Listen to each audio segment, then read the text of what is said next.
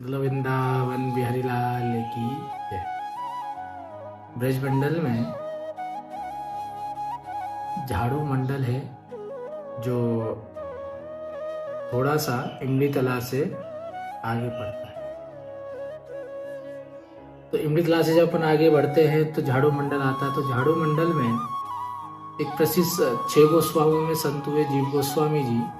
तो जीव गोस्वामी जी हुए तो श्री श्यामानंद प्रभु, नरोत्तम दास ठाकुर और निवासाचार्य, ये तीनों किशोर बालक थे।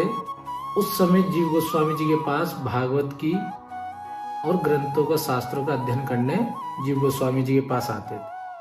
तो जीव गोस्वामी ने श्यामानंद प्रभु को प्राचीन कृष्ण लीला स्थली थी, वहां पर झाड़ू की सेवा करने की आज्ञा दी।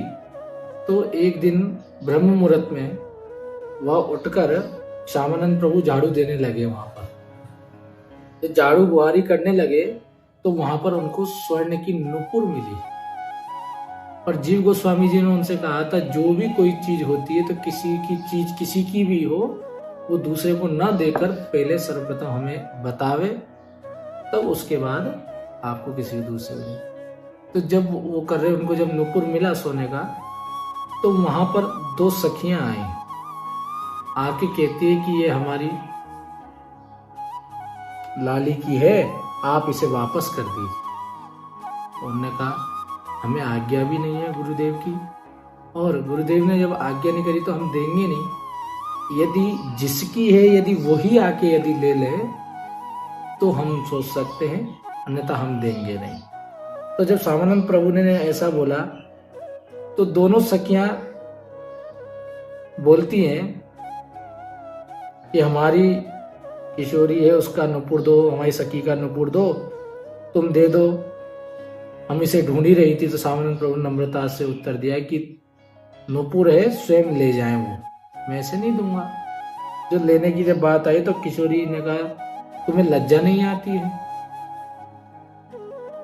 तुम देते नहीं हो? तो उन्होंने कहा, उनने अपने गुरु वाणी की आज्ञा नहीं, उनने साफ कहा था कि और किसी को कोई चीज नहीं देनी है। तो वो हार कर वहां से गई और तो किशोरी बहू के लेकर आई। किशोरी बहू के मुख को देखना चाहते थे कौन? श्यामानंद प्रभु। क्यों? क्योंकि श्री राधा रानी जी के उपासक थे, तो वो देखना ही चाहते थे।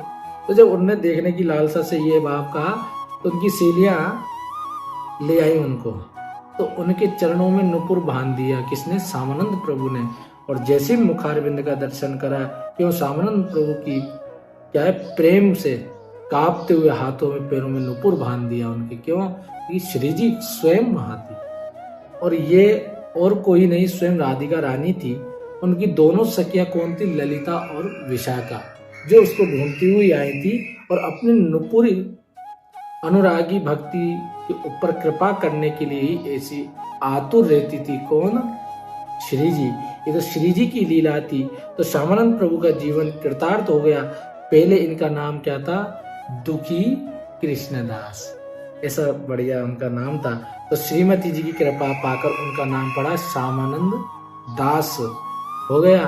और श्रीमती ललिता जी ने इनकी ललाट पर उस नुपुर की छाप भी दी।